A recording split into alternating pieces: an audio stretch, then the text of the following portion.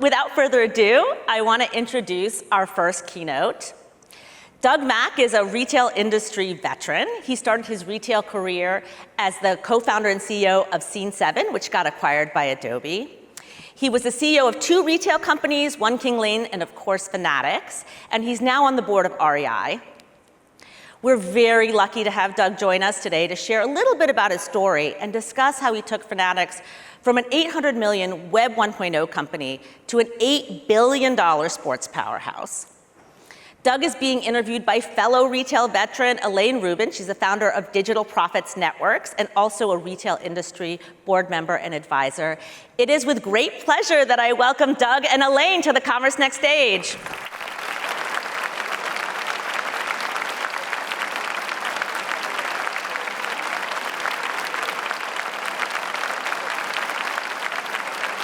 Good morning, everyone. It is such a pleasure to be here moderating this discussion with a long-term colleague and friend, Doug Mack, who is the perfect person to kick off Commerce Next 2024.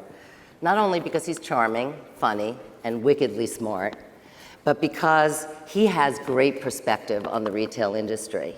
He has sat in our shoes, walked in our shoes of everyone here, started as a consultant, was a tech entrepreneur, enterprise software leader turned retailer, and has grown several B2B and B2C businesses to achieve incredible value and outcomes. So, when you leave here today, you will hear firsthand from one of the most successful growth CEOs out there, an all-around good human, what strategies and tactics have been most successful and how you can apply them to your business. So Doug, let's get started at the beginning. Right on. Got into e-commerce in the year 2000 with a company called Scene7, which was a revolutionary visual imaging platform that really changed the game for all of us in retail and for consumers.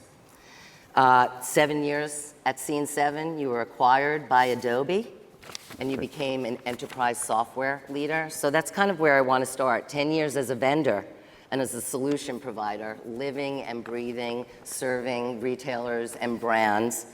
What lessons and experiences from those days, were impactful and meaningful for your retail career?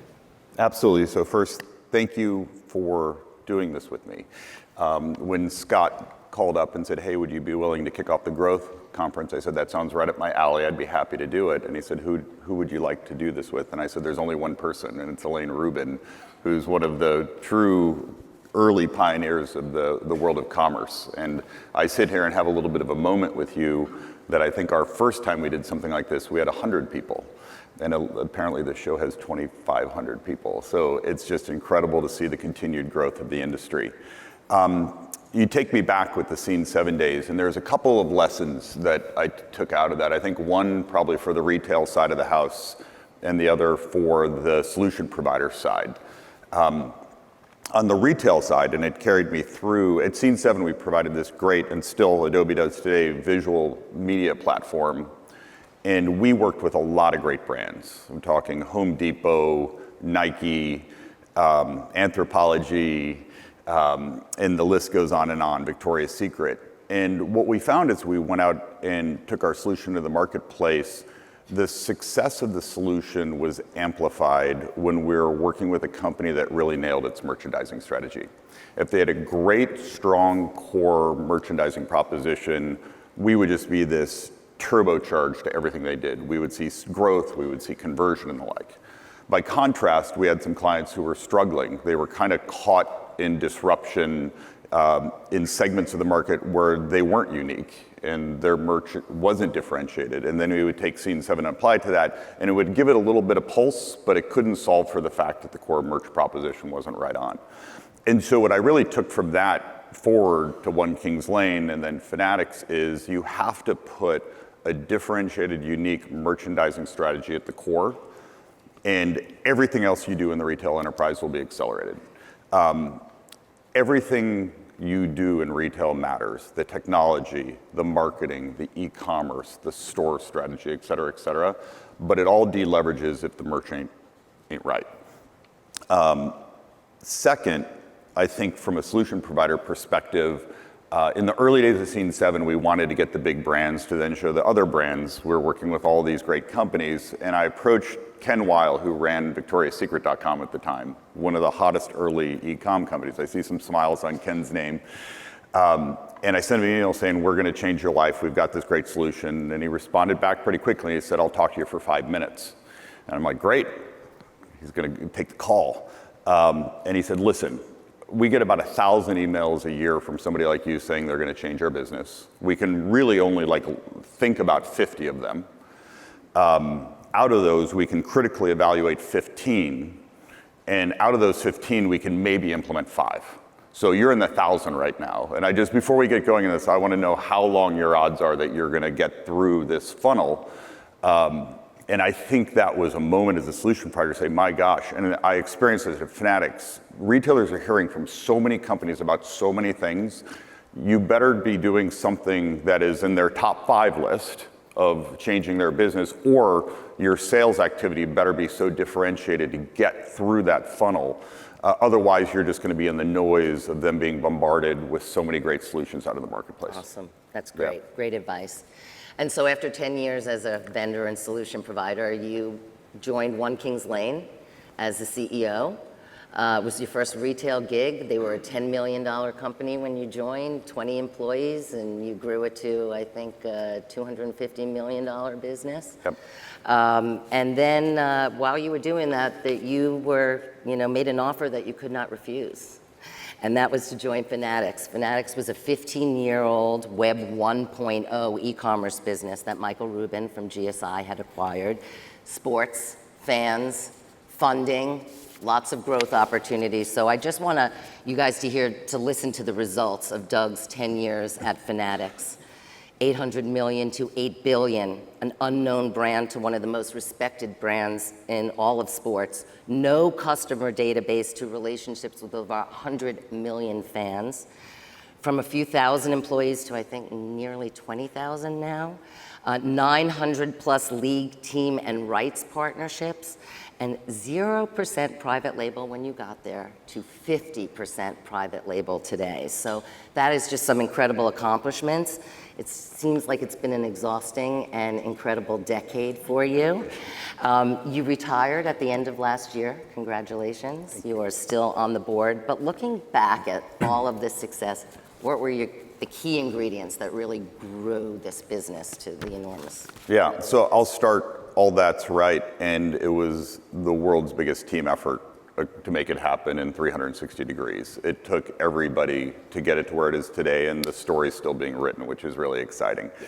I think very relevant to this conference and Veronica's comments around technology, boutiques, and providers, when I look back to Fanatics 2014 as that Web 1.0 company that wasn't well known, at the very foundation, the technology would not have allowed the business to grow and scale. It would have hit a wall, we wouldn't be able to execute fast enough or the like. So technology was not the growth strategy, but technology was going to be in the way of having any success growing. So the first thing we did was we increased the technology budget multifold to say, let's build a modern commerce platform the way an internet company would, real-time, responsive, continuous testing, wired into the marketing. And we reinvented the technology foundation heavily in-house to say we had what we call the cloud commerce platform to be the operating system. There wasn't a solution at the time that you could. Not at the time. And we're not only Fanatics.com, we're also NFL Shop, NBA Store, hundreds of colleges, European soccer teams and the like. So we needed a platform to power the whole business. And the reason we needed that is every employee needed to come to work each day with better data to make better decisions. Every employee needed better tools to do their job, so they're spending less time processing and spending more time thinking. We were just talking about this in the education system. We needed the site to do more things on an automated basis. Things happen in the world of sports every day that happens that you want to have pushed to the site automatically, not through human effort. And I think at the foundational layer, that was the infrastructure for growth, but not the growth strategy. Sitting above what I would call the halo layer is when I first joined Fanatics, people would say, where do you work? And I'd say Fanatics, and people would say, what's Fanatics? And I'd be like, oh, we're the company that powers the NBA Store, MLB Shop. And they say, oh, okay, we know that company. And I was like, boy, we've got to bring this out. And so we made a big decision to refresh the brand and to put Fanatics front and center in everything we've done. Anybody who's a sports fan in this room has seen a Fanatics experience because we've hit that really hard. It's kind of like the old Intel Inside strategy back in the day. And with that, with our marketing, with our partnerships, we got the Fanatics brand to be the ultimate halo because there was a gap in the marketplace. There were so many great sports brands, ESPN for sports, Nike, Adi, and Under Armour for performance sports product. You're an athlete. There was no brand of the fan to say, if you're that person who suffers through each year, your team is probably not going to win the championship, but you're still going to be loyal and you're going to come back again, or you're college or whatnot. There was no brand of the fan. So we decided to go step into that space and fill that space. So that's kind of the halo for growth and the infrastructure for growth, and then kind of became the meat living between those two. And the first, I'll go back to your first question, the merchandising strategy. What was our unique merchandising value proposition? And in my first holiday at Fanatics, we had this phenomenal, it was an unforgettable moment, Cyber Week, that culminated in a record Cyber Monday. I sent a note to the board as the new CEO saying, we just had a great Cyber Week. And then I woke up Tuesday and oh my God, the party was over. Sales went off the cliff. And I'm like, oh boy, that's embarrassing. Can I unsend that email to the board? And we limped through December and we didn't have the data infrastructure yet to really know what was going on. And luckily we had this great entrepreneur who had built a Fanatics app, and we were able to go through the app and basically get some funnel analytics. And what we found is we didn't have a traffic problem, we had a conversion problem. And we didn't have a getting people to the pages problem, we had a getting people to the cart problem. And we're like, oh, what just happened in Cyber Week is we ran all our best deals, and the consumers of all the hottest teams and hottest colleges and hottest players wiped out all the product that people really wanted for the holidays. There's nothing left. And the shelves were not bared. We kind of knew that at a high level, but we learned it at a profound level. So long story short, we decided our merch value proposition was going to be, let's be in stock on key players, key colleges, key teams. You know Jack Boyle, our head merchant, he created the MVP program, Most Valuable Product. And we made a commitment for every year forward to say, all the way through holiday, we're going to be in stock on this core assortment and follow it all the way through. And it was a transformative growth strategy, and it continues to be today. The second part was a marketing strategy, and I know there are a lot of really sophisticated marketers in this room. When I joined, we did not have automated marketing. We were an SEO company. We were just dabbling in SEM. And it was very manual. We had Excel spreadsheets. If we went out and we bid on the San Francisco 49ers, we'd bid the same for a jersey as we would for a keychain. It wasn't great. So this was low-hanging fruit. So with that technology foundation, the enabling foundation that we built, that's where the magic came, where it became an automated process to bid. We got into PLAs. Our system would sense the conversion rate down at a very fine-grained level and constantly readjust bids during the day to put us at the highest up in the auction as possible at the lowest possible price. And that unlocked hundreds of millions of growth. And then sitting alongside that, at just that time, the social platforms were maturing for paid social. And it was a moment for me that so much of e-commerce was about demand fulfillment. I'm in the market, I'm a New York Giants fan, I search for a hoodie, I get a PLA, I buy the hoodie. We weren't in the demand creation market, and this goes all the way up to Amazon, world's best demand fulfillment company, not as good at demand creation. Social marketing for us was a breakthrough to say, the early days of social marketing, what most people were doing was retargeting. You'd go to a site, then that product would follow you around for the next week, and you'd be kind of aggravated by it. What we did instead to say, hey, you're a University of Texas fan. We know that in our database. They just won a big game, and your next time in the feed, you'd have a great University of Texas item in your feed, and we'd create new demand that way. So it seems like an incredibly complex business to predict. Lots of suppliers, different merchandise categories, hundreds of teams across lots of different geographies. And we know, even as retailers, seasonality and the weather, it's really hard to predict, but you have no idea who's going to win or lose. So with so many moving parts that you have to synchronize, how important is culture in delivering those types of results? Obviously, fulfillment, having the product, merchandising, right strategy, Yeah. but talk to us a little bit about culture that keeps everybody motivated and, in the same direction. Yeah, it's, for a company like ours, I would say it was the most, and still is, the most important ingredient. And the reason I say that is when you come into a company early, it wasn't growing, had a lot of great people and an interesting market space, but it didn't have that growth strategy. You look out to role models and you say, wow, who's a role model in sports? Nike's a pretty great company. And then you're like, boy, they've spent 40 years doing sports marketing all the way back to Bo Jackson and Michael Jordan and Tiger Woods and we're never going to be as good at sports marketing as Nike. And you just kind of realize that. So that's probably not our growth path. And then you look at somebody like Amazon, who's spending massive money on the back end of the business and infrastructure and operations and loyalty programs. And they're scaling and they have this huge scale advantage that they're leveraging across all these categories. And you're like, well, no, we're probably not going to be able to do that either. But I knew what we could do in our fast moving space where you can't predict what's going to happen. And fans of winning teams buy more than fans of teams that are not doing as well. And you don't know who's going to win. Right. And there's even these moments, there's championship moments you can serve into. We had to win on speed and agility. Could we be faster? Could we process information better? Could we be more connected? Could we trust each other more to make more decisions faster and execute more faster than anybody else in the marketplace and anybody else in our competitive set?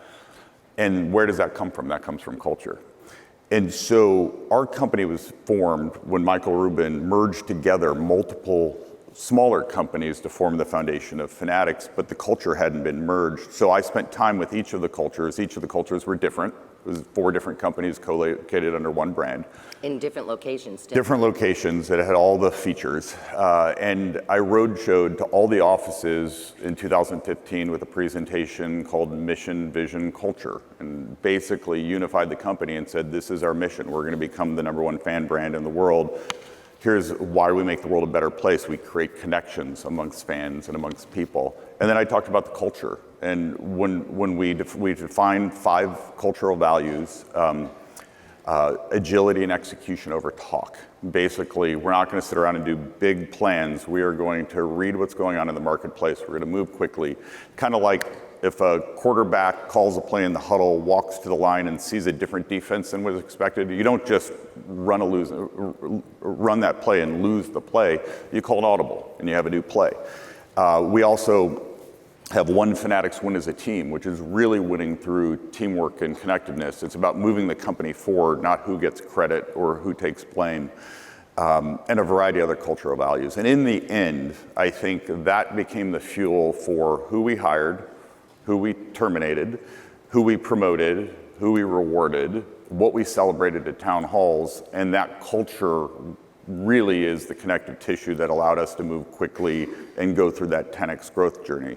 And the last thing I'll say on the topic is I was a decade with Fanatics, and that's not going to be a unique thing because there's this whole vintage of employees we hired in 2014 and 15 who are still with the company today.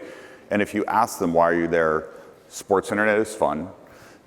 Growth and disruption is fun, but I think most people would tell you it's the culture is why they're there and will continue to be there. Well, by the way, I asked a few leaders and members of your team to describe Doug's leadership style and his impact on the business. And these were their words: fresh thinker, business grower, merges intuition and information, sets the bar high.